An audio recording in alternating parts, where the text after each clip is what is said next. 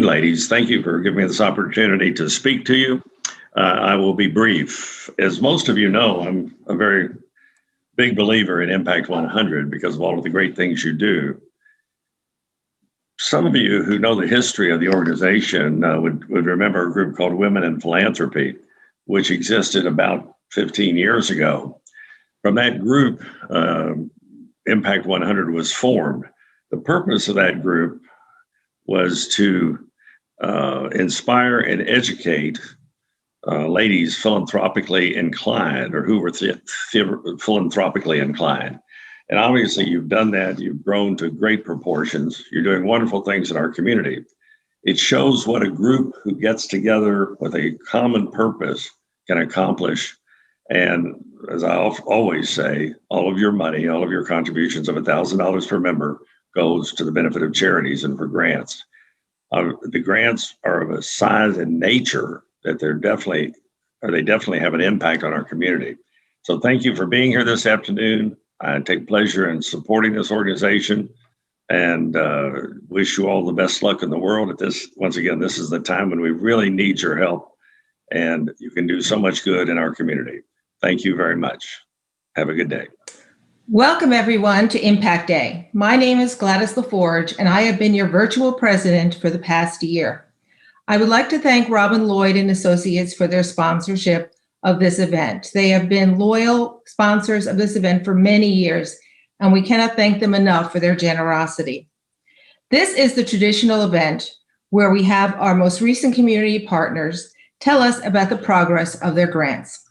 This is when we see our donations at work and how important our $100,000 grants are to our community. These are our feel-good moments when you get goosebumps about what Team Philanthropy can do. Usually, we do a Q&A led by our past presidents, and then we raise a glass of wine. Well, you have to have your own wine at home to do this event. This year, we will be doing things a little differently. We have become quite good at making lemonade out of lemons. So we are staying traditional, but adding something new and different in this virtual environment. Impact 100 has added media consultant to our resume. We have made short videos to show you what our partners are doing with their grant funds. Netflix, Hulu, and Amazon better watch out because there's a new sheriff in town. First, I'm going to tell you a little bit about the grants, and then we will run our videos. The second half of the program will be the traditional part. Our past president, Amy Acker, will lead a roundtable discussion with our community partners. She will introduce the panelists and begin the chat. You can enter your questions on the chat room so we can pose them to the panel or a specific panelist. First, Big Brothers Big Sisters of Indian River County. Their grant is the Big Mission. Their project is to recruit veterans and service professionals to mentor and engage the struggling disadvantaged youth in Indian River County. The Big Mission is fully underway. The beginning of this mission has been centered around preparing the mission support specialists for the programming responsibilities, as well as the recruitment and case management responsibilities of the position. Then there's Camp Haven. Their grant was to fund a new multi-purpose services and programs building that will be a meeting place for training, psychological counseling, AA meetings, and much more. The building is complete and in use by the residents of Camp Haven. You will see some of the uses in this video, and if you drive by, you will also see the impact sign. Children's Home Society, the Dodgertown Elementary Community Partnership School. This community partner seeks to create a program that will assess and address school community challenges and implement a school improvement program that will provide behavioral health services and school enrichment programs and parent management services. Then there's The Source, Dining with Dignity food truck. The Dining with Dignity program is an employment skills training program that offers culinary training to help resolve the greater issues of hunger, homelessness, poverty, underemployment, and chronic unemployment. The food truck offers a mobile extension of this program to the greater Indian River County community. Last but not least, the Treasure Coast Food Bank Mobile Mercado, Indian River County. Building upon its existing hunger fighting initiatives and programming, TCFB will introduce a self-contained roving grocery store on wheels and SNAP food stamps access point that will meet Indian River residents where they live, work, and play. I hope at the end of the program, our members, whoever rejoin, feel their hearts swell with pride as to what you, the team, has accomplished. For those who have not yet joined, I hope you are inspired to become a part of this philanthropic, generous team of women. We are one of a kind. One woman, $1,000, one vote, together one big difference, as you have seen today. Thank you and enjoy the program.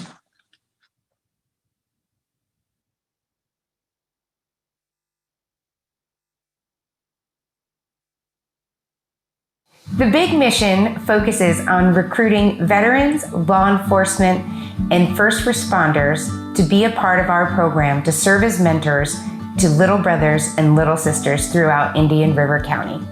In the Big Mission, we hired Ryan Meeks, a United States Army Sergeant veteran who served 3 tours in Iraq and Afghanistan, and then received his bachelor's degree at Indian River State College in Human Services and wanted to use his life to serve youth. Impact 100's funding has allowed us to not only reach out into the veteran community, but also to have someone on our very own team who has served this nation and understands the needs and experiences of veterans and law enforcement. One of the greatest impacts that I've noticed is we get to reach out to a specific population of people that have so much to offer our community and our youth. We get to work with veterans where they go and their local businesses that they support, that they love to go to, and we get to network with them and show them that there's such a good way for them to give back to the community. And so far the support has been overwhelming, and for me to be able to be boots on ground, be in the community and be able to relate to them on a personal level, it would never have been possible without the Impact 100 funding. It's a pretty overwhelming feeling to be an Impact 100 partner. They are truly a pinnacle of what it means to be collaborative, thoughtful, and intentional in your work. It's been personally a moment of triumph, of excitement, and of hope. And as we continue on this path, I really look forward to the way that this will end up being a game changer for our community.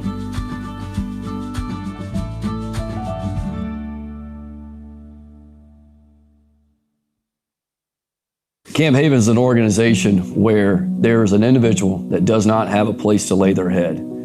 And Camp Haven provides that stable housing that allows that individual to have a temporary home.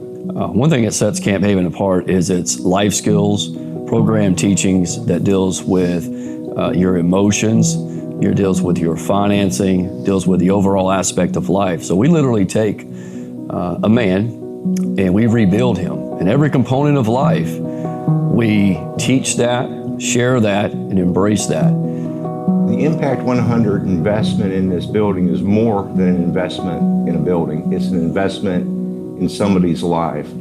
And one of the returns that you're getting on that investment is a fellow that we have brought in whose name is Tim. Tim came to us from the woods. He literally had not eaten in over 30 days. Tim suffers from a mental illness, extreme OCD. In this very room, Tim was able to learn the skills that he's able to cope with his mental illness. And also in this room, he has learned the ins and outs of restoring his credit, which he has done. And in the near future, Tim will be leaving our program and actually become a homeowner. So that is one heck of a return on the investment. This room is the heart and soul of Camp Haven. The ability to have this facility has been life-changing for us. It's just been an absolute godsend. We appreciate the help from Impact 100 very much.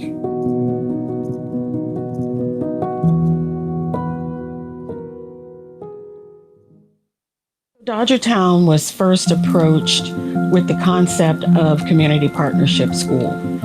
And in that partnership, we have 4 core partners, one of which is Children's Home Society. Children's Home Society, through a grant with the University of Central Florida, partnered with the school district in Dodgertown to bring the concept of community partnership schools to Dodgertown Elementary.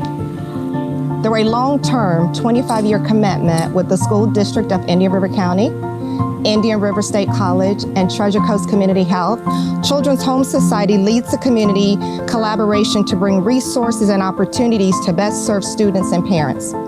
This partnership allows us to provide wraparound services to students and families. The funding from Impact 100 has already begun to change lives. Since the beginning of the school year, over 100 students have participated in expanded learning activities such as tutoring and mentoring. Working with Impact 100 makes it possible for us to provide the services, the support, and the engagement that students so truly need in order to thrive in school as well as in the community. It's a true honor to know that such an incredible group of women in Indian River County see the importance of elevating our entire community by bringing transformative change to Gifford through the collaboration of Children's Home Society and the Community Partnership School model.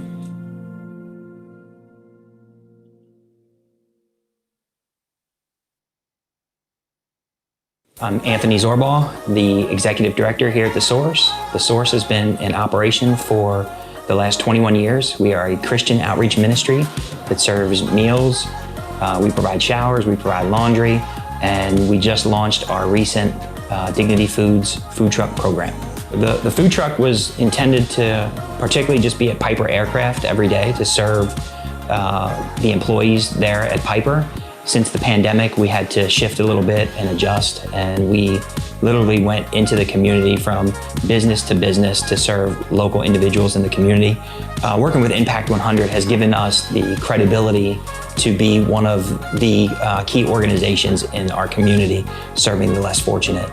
This past year, they gave out 5 $100,000 grants, and The Source, within our first year of applying, we were able to receive one of the 5 $100,000 grants. Our food truck for the first year is solely funded by Impact 100, and it has been huge for our organization. It has opened so many doors for us. But one of our highlights this past year was several months ago, we were able to go to the Florida Panhandle to help individuals who are affected by Hurricane Sally. And in the 2 days we went, we served over 1,000 people. What does being an Impact 100 partner mean to me? Personally, it gives validity to our program.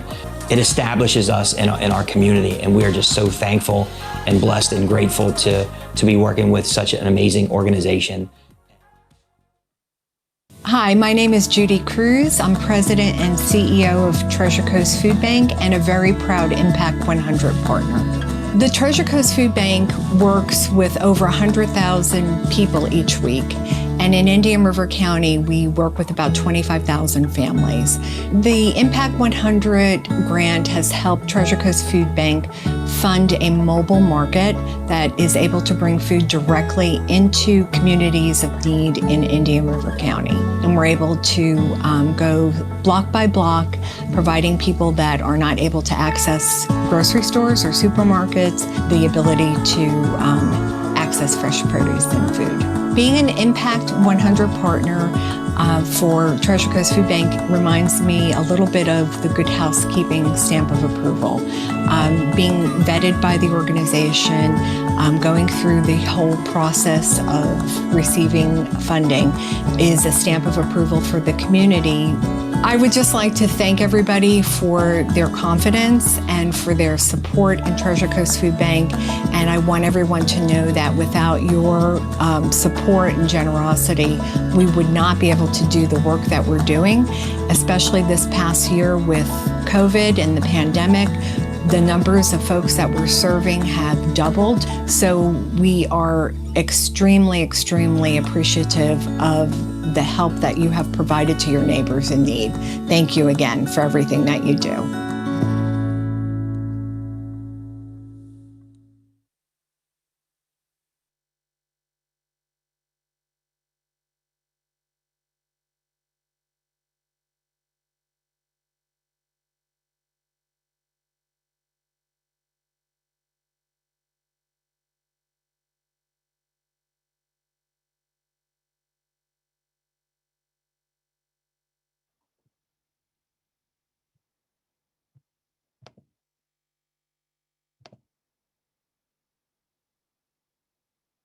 All right, everybody.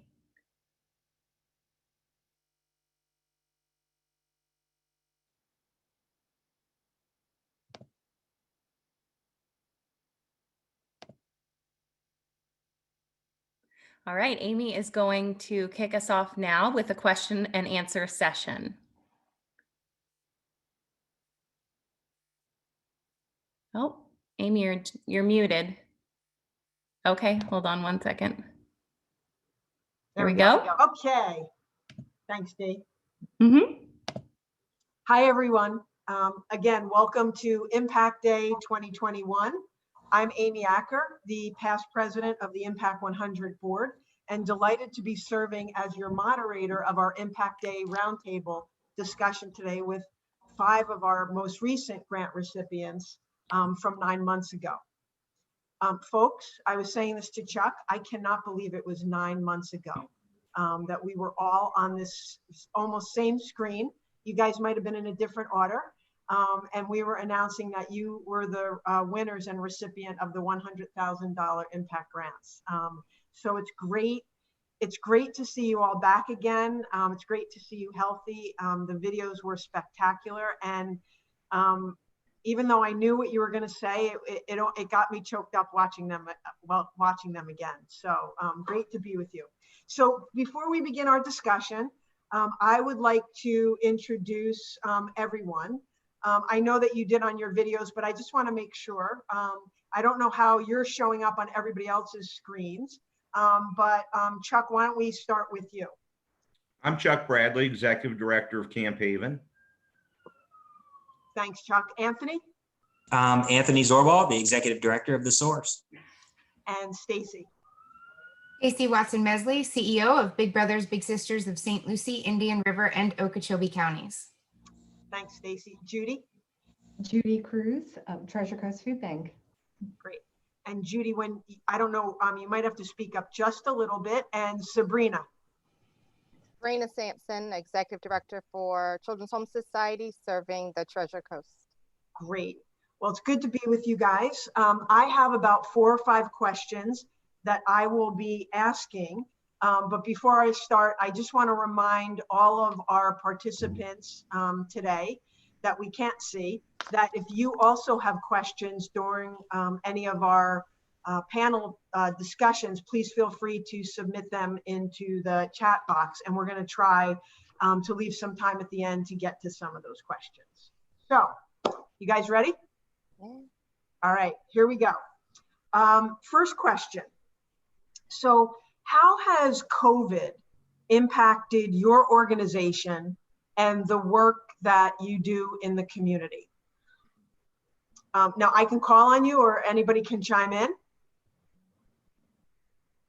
I can start this. Thanks, Chuck. The COVID-19, what it's done to us is we've kind of stopped in-person meetings, but with the new facility, we have the capability to socially distance and do Zoom program meetings. So we, in all honesty, in that regard, we haven't missed a beat. What it has done is it's slowed down the intake of our residents. We've been proceeding with an abundance of caution where we've isolated one man to a room for 14 days, or they have to produce a negative COVID test. So that has slowed us down. Okay, thanks. Anyone else care to chime in? I can.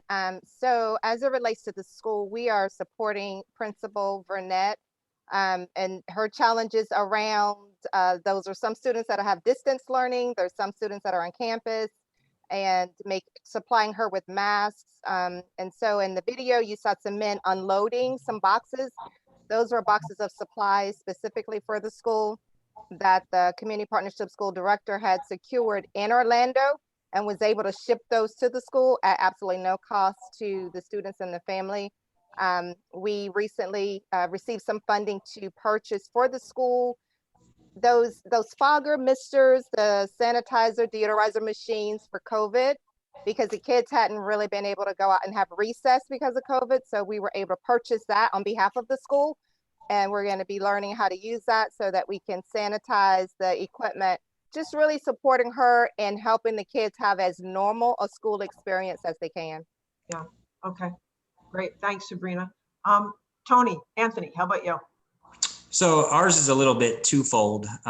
So the working poor population that we serve that comes in for meals and showers and laundry has really skyrocketed due to COVID. The loss of jobs, the loss of individuals in the restaurant industry has been huge. But it also has taken a huge hit on the homeless community because the homeless population needs community. And as Chuck spoke a little bit about earlier, they need a sense of purpose and community and people to be around. And we had to cut a lot of our programs. A lot of our volunteers are no longer there anymore at the source. And that's been huge for our population that is looking for community. Okay. Thanks, Anthony. Yep. Stacy, how about you? Can you share? Absolutely. I think it's required a complete operational and service delivery model shift. I was very proud of my team. We enacted our pandemic preparedness plan, something I never thought I'd say, on March 16th. And by March 24th, they had virtual mentoring going. And I need to say that Ryan, our mission support specialist, was integral in getting our platform to a completely paperless submission so that parents and potential volunteers can use what's known as form assembly to make sure that they're doing all of their online paperwork and preparation. It's been a shift. In some ways, it's opened our eyes. We ended up choosing proactively to let go of our St. Lucie headquarters and move into a collaborative space, thus making our Vero Beach office that was renovated last year a hub of activity. And so it's increased our presence in Vero Beach, which is awesome. It's been shocking to see the impact on our whole community when you think of everything from the children and the rates at which they're learning and how they're taking in social emotionally, what we're facing as adults. I think they're probably more adaptable than we are, and they're taking a lot in. And so we've noticed much deeper relationships with our mentors and much deeper relationships with our parents. Interesting. Okay, great. Thanks, Stacy. Judy, how about you? Well, we've been ramped up, providing food and other services to the community since the start of the pandemic. And really the biggest impact that we've have had is the lack of volunteers. Volunteer support is critical to our organization. Typically in a year, we average about 46,000 volunteer hours. And with all the protocols last year and trying to make sure that our team was safe, that number, reduced tremendously. Right before the holidays, we were able to lease an additional warehouse location so that we could start bringing back volunteers and keep that social distancing in place so that the work that they do could begin again. But we still, the need in the community is still at a 200% increase, and we're at this level of community effort for the foreseeable future. So the team, they've been working extremely hard since March of last year, and it's just been hard to believe that we're almost coming up to a year on this. And I just can't say enough how much it's meant to the folks at the food bank, the staff, and the outpouring of support that we have received from the community. Well, I know that everybody's going to hear through our next question that you guys have not missed a beat in working your grant projects. But I just want to say it's amazing you guys through the pandemic, through that upheaval, make it look easy. Incredible work. So Amy, we do have one question from an attendee, and that is, how many are housed in Camp Haven?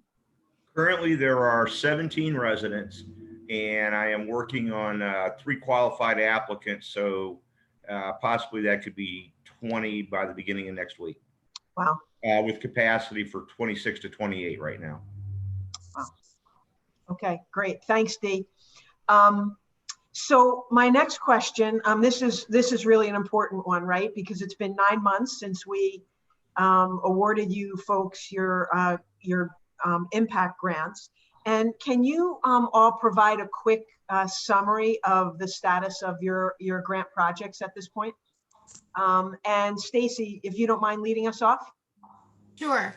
So when we first received this amazing grant, it was my goal to hire a 30-something male veteran with a bachelor's degree. And everybody said that was a pretty tall order to get all of the things that I wanted. And instead, there was Ryan. And so we were able to onboard Ryan in July. And he is a 10-year Army veteran, and he served 3 tours in Iraq and Afghanistan. And then got his bachelor's degree in Indian River State College, and is a local young man who wants to dedicate his life to children. We spent the first part of this because he had not been through the Big Brothers, Big Sisters, really comprehensive training. I mean, our team are essentially social workers. They are trained in this work, and therefore there's a lot of background that needs to go to this because we have children's safety in our hands. So he took to, on one hand, training, and on the other hand, building relationships with the veterans community. And so he's become active. We're not now on the Indian River Veterans Council, Next Generation Vets, the Veterans Club of Vero, the American Legions, and he's been making sure that these relationships are real, are solid, based in trust, and ready to launch. The schools have been affected. So this was initially designed as being an in-school program. So what we're doing right now is having discussions with the school board about identifying maybe one pilot school that would be the big mission school, so that mentors and mentees don't have to meet in outside of our Vero office or just virtually, because that doesn't allow the same level of building. So our hope is that we will be able to establish at least one big mission school here in Indian River County. Okay, great, amazing. Thanks, Stacy. Judy, how about you? What's the status of your project?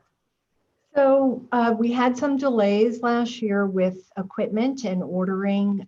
It was a special build. The vehicle was built in San Antonio, Texas, and we weren't really affected as much by COVID as we were by the weather. There were many storms that had hit that entire Gulf Coast area, and it caused tremendous delays.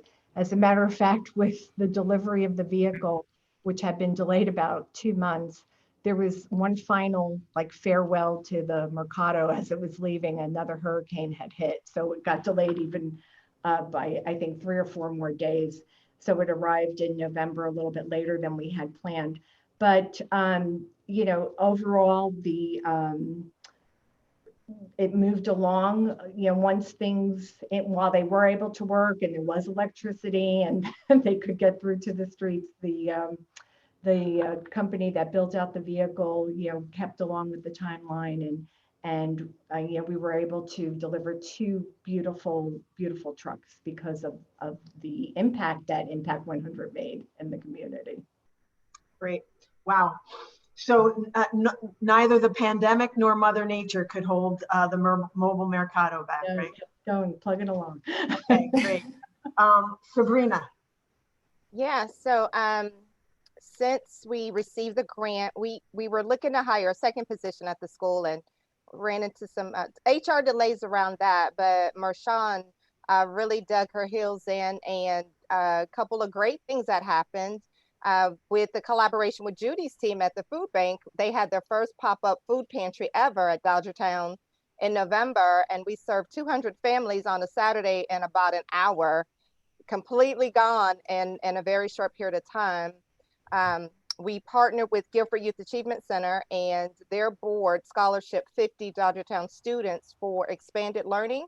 So those students are able to go to Guilford Youth Achievement Center. They're not latchkey kids. They're getting proper supervision for extended day, and they're getting mentoring and tutoring. And Ms. Burnett has already seen some of those test scores start to increase as a result of that. And collaborating with IRSC, we're so excited. We're having conversations regarding bringing GED classes and ESOL classes to the parents at Dodgertown. We know that those classes are already available at the Mueller campus, but transportation is sometimes a barrier for parents, and sometimes childcare is. So being able to have those classes offered at Dodgertown, where the parents can come there and receive receive the classes and the training in their own community. Again, just another opportunity to remove a barrier for academics, not just for the child, but also for the parent. So all of the services that we're providing are really just to complement the principal, and she's focused on education and we're focused on everything else. Treasure Coast Community Health had a dental clinic there in October, November, and we did some dental screenings and some sealants at the school. So my team, we're working together as we did a needs assessment. So we knew what the parents at Dodgertown said that they needed. And extended day aftercare, supportive childcare was very, very important. So we went out to the community, we brought that in first. And so now we're working on some of these other pieces. So I think that hopefully by the fall, we'll have that GED, that ESOL piece figured out. Again, just removing barriers so that the children can be in school and learn and thrive. And then we're helping the parents, we're helping to strengthen the family unit. So it's been a great year. Wow, it's been a busy year. It's been a busy year. It's been a busy year. Okay, thanks, Sabrina. Anthony, please. Sure. So the Dignity Food Truck rolled out in August of this past, 2020. And we, within 2 weeks of the food truck being in the community, we took a hit with not being able to go into Piper because of COVID. We had an agreement to go into Piper to be there to serve their employees lunch every day and to provide job training. And with COVID being so rampant, they literally closed their doors, which allowed us to shift a little bit. So we went back into the community, and we're really working with a lot of community partners, a lot of community businesses that we've all partnered with.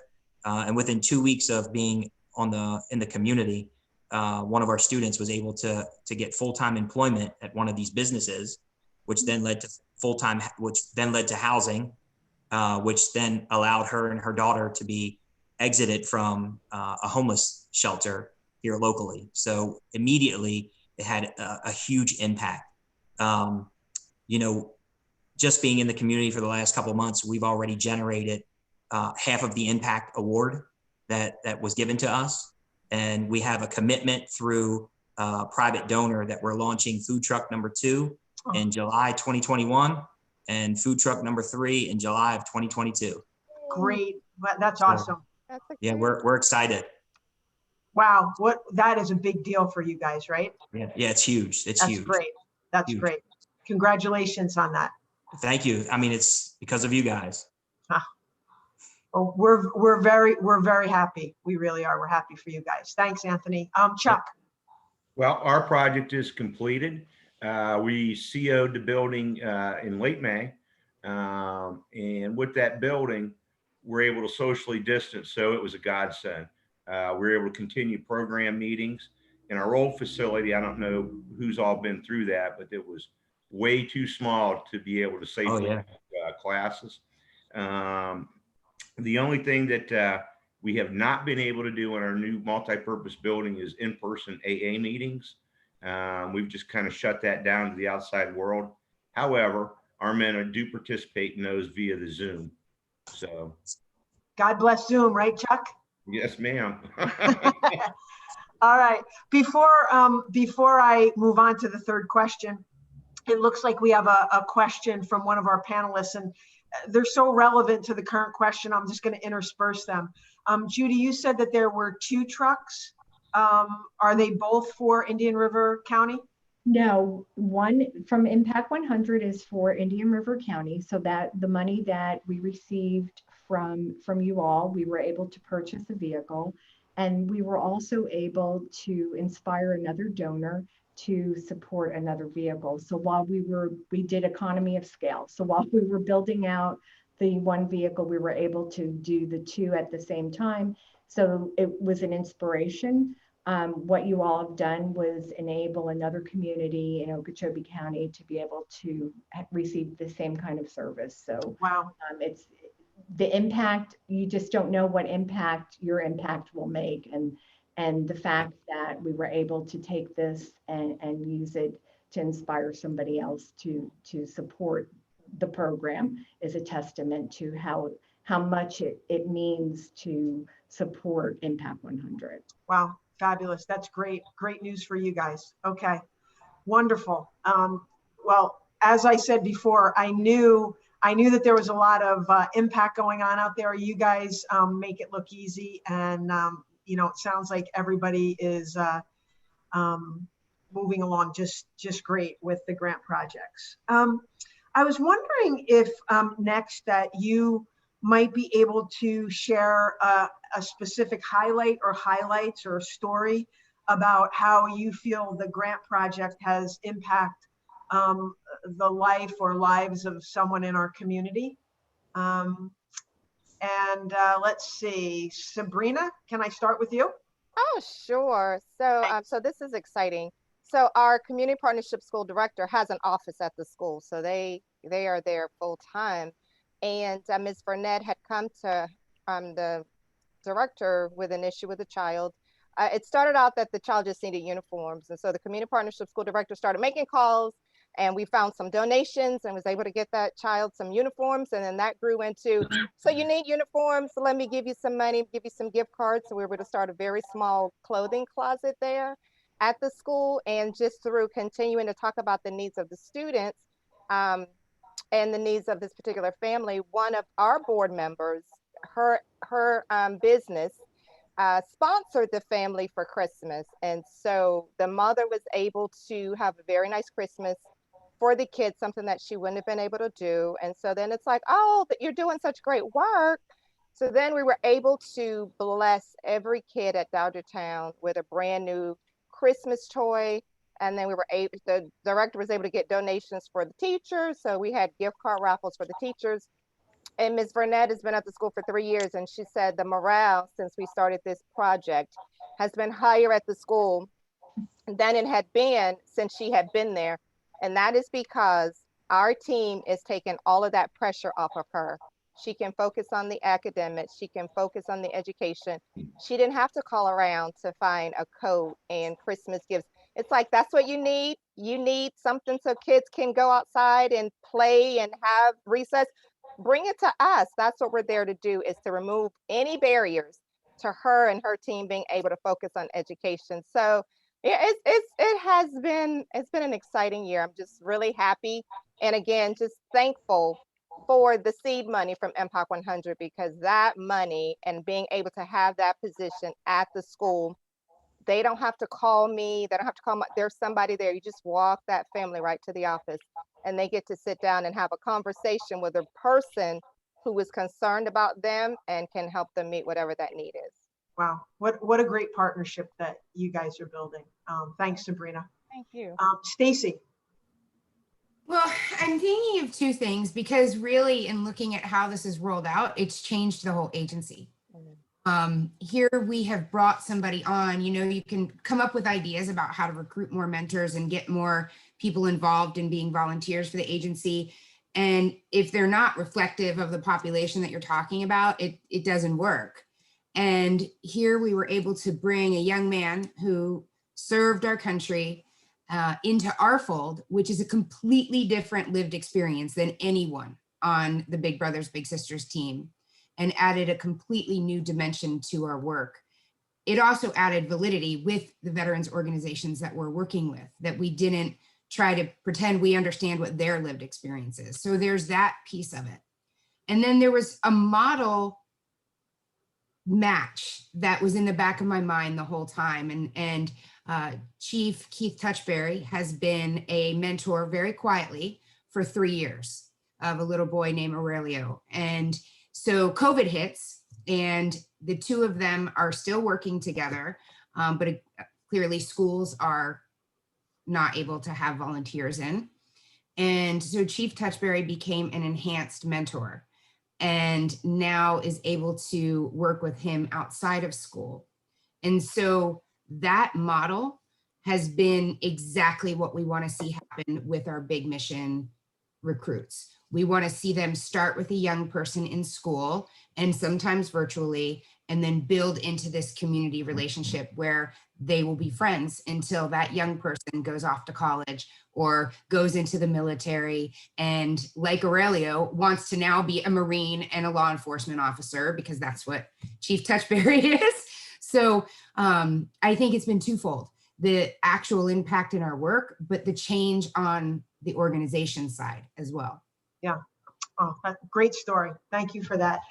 Chuck. Yeah, I want to share the story of a young man, 19 years old.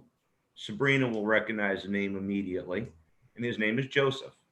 And Joseph came to us as kind of a rebellious, know-it-all 19-year-old. You know, at 19-year-old, you kind of got the whole world figured out. But through continued encouragement and a couple of rocky roads, Joseph has made a 180-degree turn. He's exploring his future, and he will be enrolling in Indian River State College. He maintains employment. He's been current on his rent. He doesn't miss the programs. I mean, it's been awesome.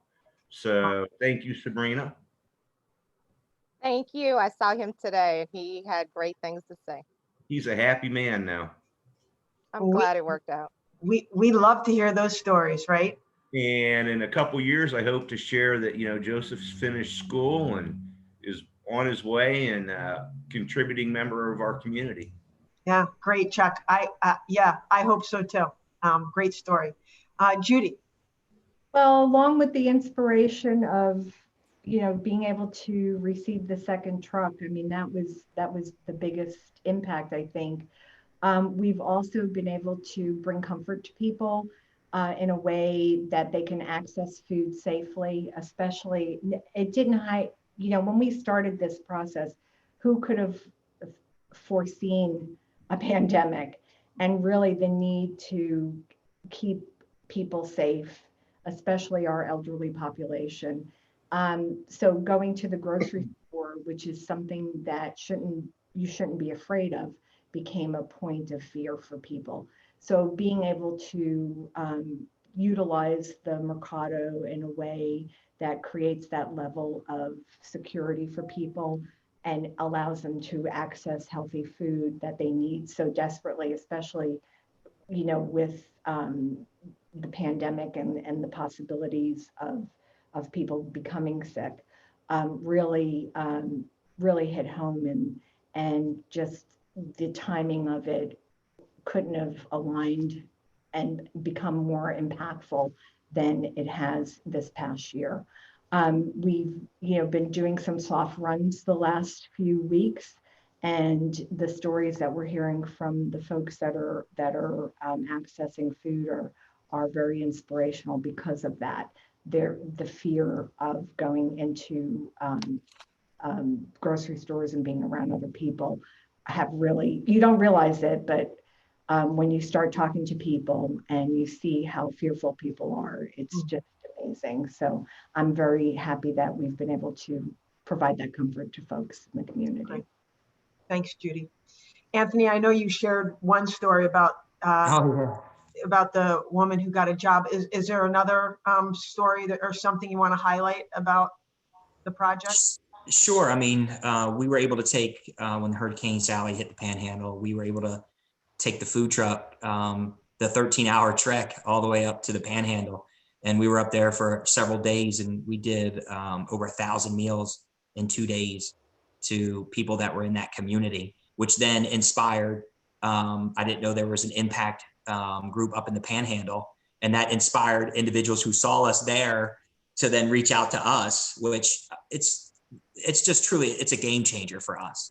It truly is a game changer, and we can't thank you enough. It's changing people's lives. It's tomorrow we're sending a gentleman back to Alabama to rejoin his family. He's been homeless for 4 years, and his family was so impressed with him being in a training program that he saved up all of his tip money from the food truck and purchased his ticket to head back to Alabama. So he will no longer be on the streets of Indian River County anymore. And that's what we want. And that's what we want. That's what we want for everybody. We want them to be back with their family and restored and move on with the rest of their life. Wow, that's an amazing story. We all have them. It's just amazing work that it's amazing work that everybody's been doing. Yeah. Well, those are great stories. You guys are angels, and thank you for sharing those stories.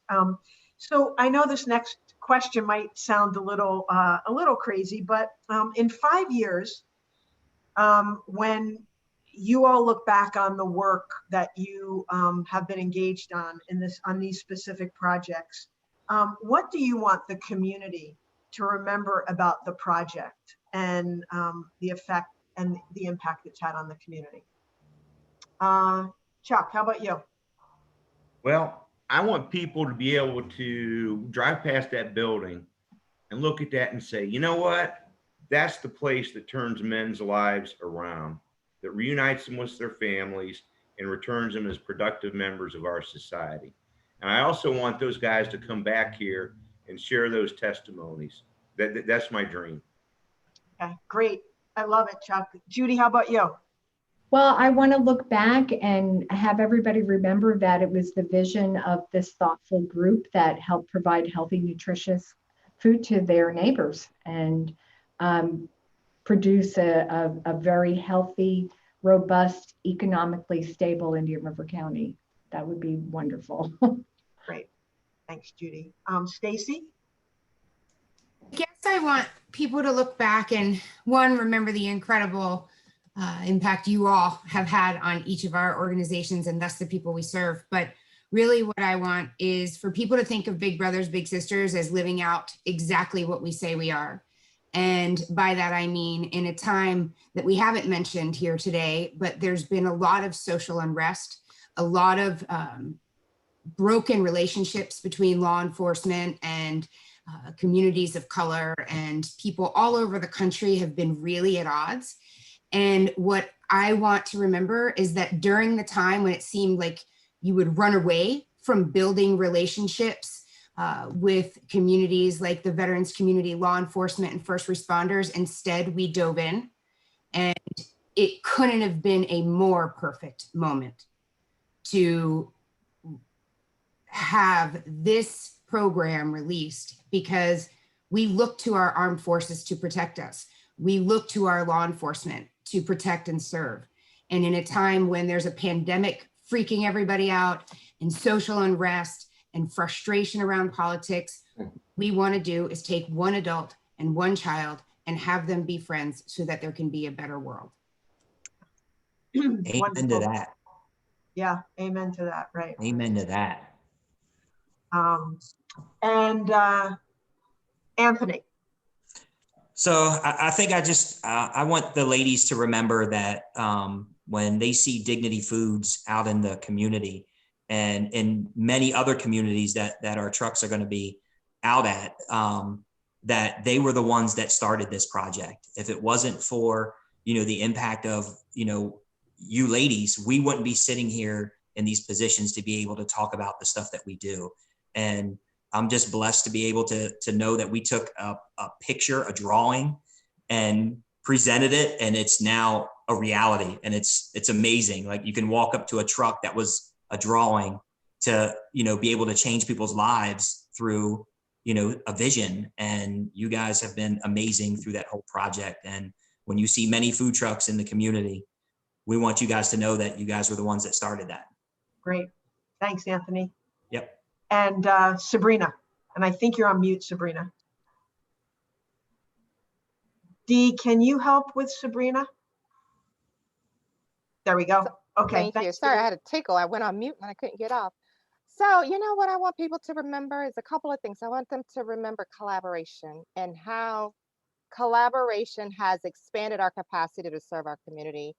The collaboration of the 4 core pillars that's directly involved with the community partnership school model, the collaboration with Impact 100, the collaboration with the Food Bank of Treasure Coast to bring a pop-up food pantry to Dodgertown where people could come and get food on a Saturday morning in their own community.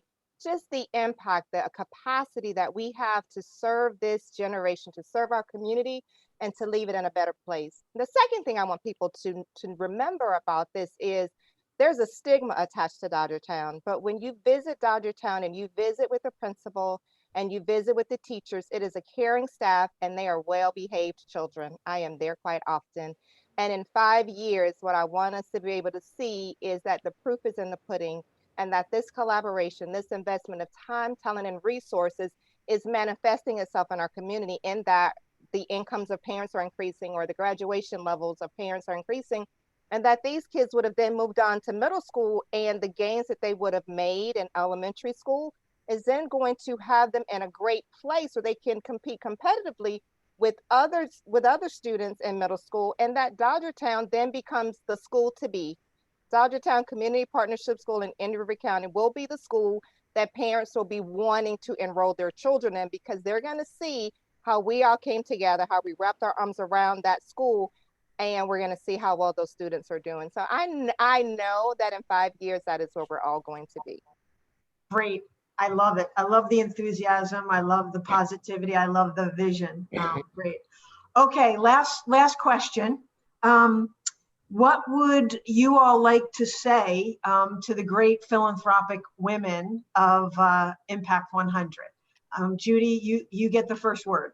Well, just a huge, huge thank you. Thank you for your belief and your vision in our project, and really your vision and belief in all of us that are here today. Without your help and support, we wouldn't be able to do what we're doing. It's a community-wide effort, so thank you. Okay, great. Sabrina. Thank you, but really thank you isn't enough, right? Because I wouldn't be able to do what I'm able to do at Dodgertown Community Partnership School without the investment of the ladies of Impact 100. And the fact that you saw the investment of your time and your resources in the students at Dodgertown as an investment worthy of your one woman, one vote, $1,000, it is going to be life-changing. You're going to see the impact of that investment in Dodgertown for generations to come. This is going to be impactful generations after generation after generation. And what we do at this foundational level at the elementary school, it is a building block. It's going to help them in middle, it's going to help them in high school.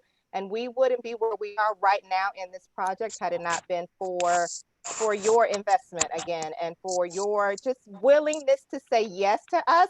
And I'm going to say delay is not denial, because since I've been with Children's Home Society, I think this was our 4th Impact 100 grant, but it was the right time, it was the right program, and it was the right season, and it was the right thing to do. So, just thank you. And I just so appreciate it from the bottom of my heart, the fact that I'm even sitting here amongst this other group of my peers, having been awarded such a great opportunity. Thank you, Sabrina. Anthony. Truly, it's just been life transformational for hundreds of people that come through the source. And I just want to say thank you to every single person that comes out and supports us, that stops by the truck. We appreciate everything that you do for us. So again, thank you guys so much. Thank you, Anthony. And Chuck. Well, first of all, I'd like to say thank you on behalf of all of us at Camp Haven. I wish you could see the residents when I get into that building. Thank you so much for investing in the future of these men and their families. And thank you just for what you do for this community, as is testimony by the 5 of us on this panel today.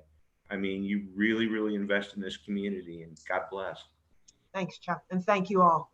And so I just want to let you guys know, because I don't know if you can see all of our community partners, but one of our members just wrote in, this event and your stories make me so proud to be a member of Impact 100. Thank you, in all caps. Thank you to all of you guys for all that you do to make Indian River County a better community. So you guys are the real heroes, the real angels for this community. So what a perfect way for me to, Amy, I'm Amy, sorry, go ahead. Amy, can I say thank you? Oh, Stacy, did I forget you? You did. Now, how is it that I could possibly forget you? I don't know, it's okay. But really, now we have Legend joining us. Well, Legend should come on.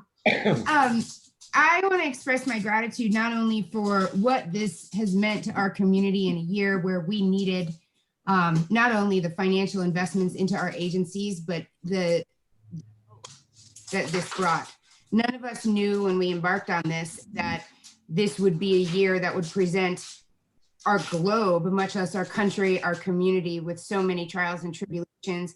And by investing in and honoring the lived experience of the men and women that have served our country as the pinnacle of good examples for the young people in our community, you all have said that you still believe in hope.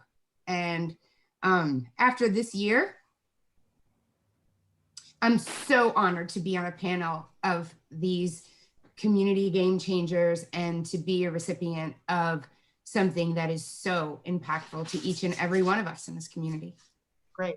Well, I'm glad that I forgot you, and I'm glad that you chimed in, because that was a perfect way to end. Thank you, Stacey. Amy, there is one question from one of our members. Okay, Dee. Joni asks, you made it through 2020 with great success. What challenges do you see coming in 2021?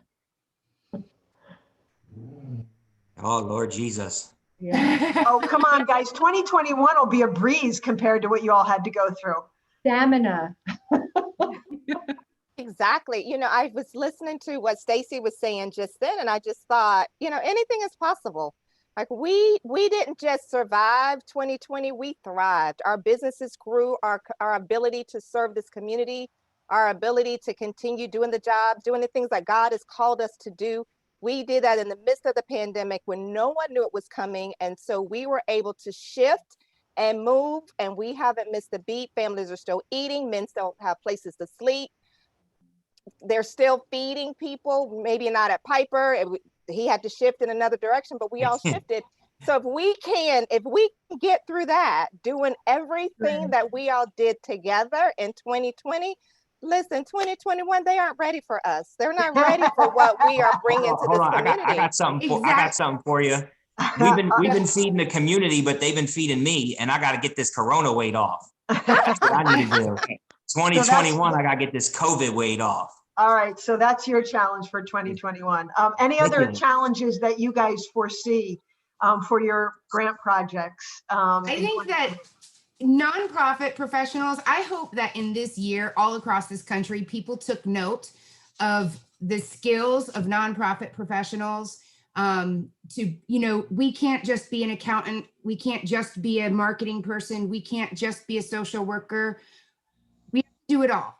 And after this year, I hope in 2021 that the acknowledgement of the nonprofit community and the professionals that have given our lives, we believe in people. And I hope that in 2021, everybody sees we're coming and we're strong, but we need support. Right. And don't let us push so hard and then sit out there floundering. Rally behind your favorite cause, rally behind us, because we're here, we'll do the work. We just need your help. All right, great, Stacey. Judy, any challenges that you see? I echo Stacey's sentiments, and it's true. We and plus all of us, we all need to work together because we can't do it alone. We need to, combine resources and be as efficient as possible and really pull together to help, because we're all doing the same thing. We want to improve our community, and the challenges are time, our labor time, and the ability and scope to reach everybody that needs support in the community. But if we pull together, which we did in 2020, and we continue that cadence going on through 2021, I think nothing can stop us. All right, great. Chuck, you can have the last word on this. The challenge I see this will be confronting, well, not only me, but all of us that serve the homeless community, is this COVID has wreaked havoc on the service industry. And there are a lot of these guys that are unemployed. And it's just a matter of time before they hit the streets and they end up being thrown out from wherever they're staying. So I think it's going to be a challenge for 2021 to provide services for these guys and get them turned around and back into the community. Okay. Well, Amy, I'm the only one that has COVID weight. So I'm the only one that has to lose all this COVID fat. So Anthony, we're here for you. Thank you. Please pray for me. I'm sitting down. You can't see my COVID weight. So I'm with you. I'm right there with you. All right, guys. I loved the stories. I love the authenticity. Thank you for sharing. And it really, the stories and the impact of your grant project work really reminds me of something that Gladys LaForge, our current president, always says. One person cannot do all of this, all of what you're doing, right, with $1,000. But as a member of Impact 100, you truly feel like you can, because that $1,000 just multiplies. I want to say to our members, those of you who are out there listening, your $1,000 in our team philanthropy model can do what you saw from today's stories. This truly is the power of the impact of the Impact 100 model. So if you have a desire to impact this great community that we live in, and you have not yet renewed your membership, or you haven't joined, it's not too late. Our membership is open until the end of this month.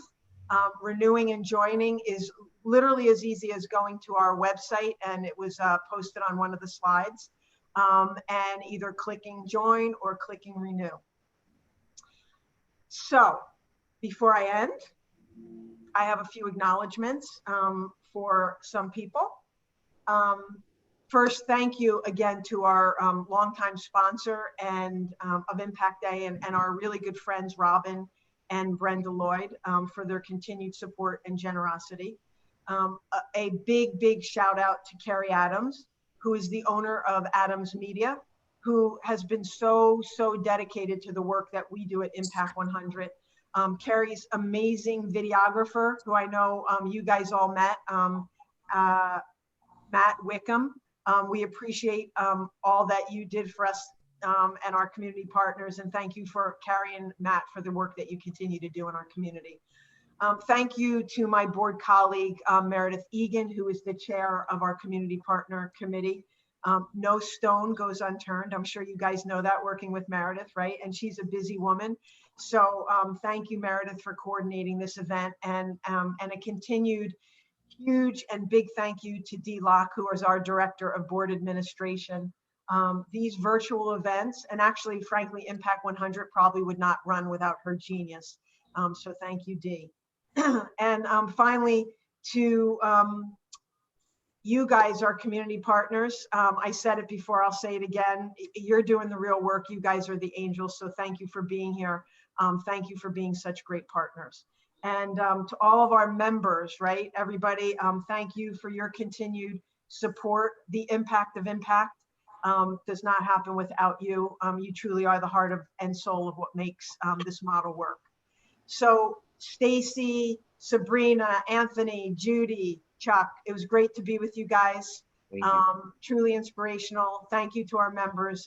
You guys have a great night. Stay safe. We'll talk soon. All right. Bye, everybody.